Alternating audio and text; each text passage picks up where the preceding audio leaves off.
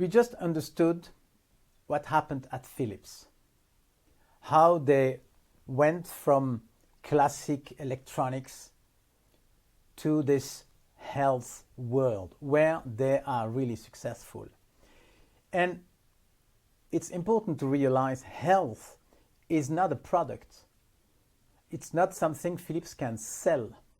It's not something you can buy. It is a new box, a mental model, a successful mental model disseminated throughout Philips, where everybody can see the business differently. Health is not a product, it's a new box. And it's so important. I'll give you 3 more examples of the same zigzag process, and you will recognize the same pattern. Let's take BIC, a French company, 62 years old, something like that, with products like this. The first ID, the first box at BIC was writing. And I could add cheap writing. Okay, this is a good first strategic vision. Within this vision, you can do a lot. You can be innovative, you can put 2 colors, 3 colors, and maybe sophisticated one or big one to write on walls. You can do a lot of things. But you cannot suddenly imagine manufacturing razors. It's out of the box.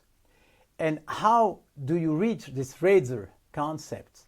By the same mechanic. What happened is this. At BIC, after 3, 5, 7 years, I don't know, somebody said, in the end, our business is not about writing. It's about disposable. It's about cheap plastic objects you can buy by the cashier at the supermarket. And of course, it's the same object. I can see this as a writing instrument. I can see the same object as a disposable one. In a way, in the reality, nothing's changed. The object is exactly the same. But in the mind, what happens? You shift from one box, writing, to a new one, disposable. And when you suddenly realize, hey, my business is about disposable, what happens? This. And it happened. Lighters, perfumes, even phones, they can do a lot of things. It's exactly the same zigzag we saw at Philips. And it's really the mechanics of creativity. Next example, and I repeat myself, but with another company. It's a company that owns like hundreds of cafeteria in the world. Bon, good brand, hundreds of cafeteria. So what was the first box in this company? We'll have coffee shops everywhere. And within this box, you can have, of course, new products. You can innovate a lot. But one day you reach the end of the possibility of the coffee shop. And at this stage, you need the shift, the paradigm shift. And that happens how? By the same mechanic. Suddenly you see, hey, my business is not about coffee shops. I'm in the real estate business. I own the largest office in the world. And of course, this is true. Some of you, including myself, sometimes we go to the coffee shop, not for the coffee, but for the table. And okay, so they shift in the mind. We are in the real estate business. Of course, it's a big shock in the mind, not in reality, still the coffee shop. But suddenly, you say, hey, I don't compete with another coffee shop. I compete maybe with some real estate company. But with this new box, what happened? Things like that. They had the idea we can put in the shop like Post-its or I know any kind of device you can find in office, including a printer. And I was particularly surprised to see a couple of months ago a new concept in Moscow and St. Petersburg. A coffee shop where everything is free but the time. You pay by the hour. Isn't that amazing?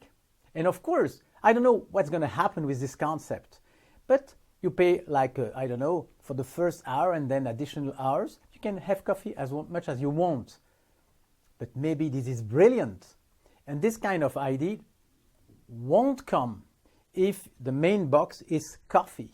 It only comes if you shift to a, quote, office box. Last example, in the champagne business. In the champagne. And this is for me another good souvenir. The company was called Castellane, here not far away from Paris. Champagne. Champagne is a lot about marketing. Bon. And of course, marketing, you need ideas, and sometimes you're a bit out of stock.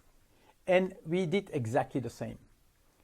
In the first session, people came with a lot of ideas, but not really surprising.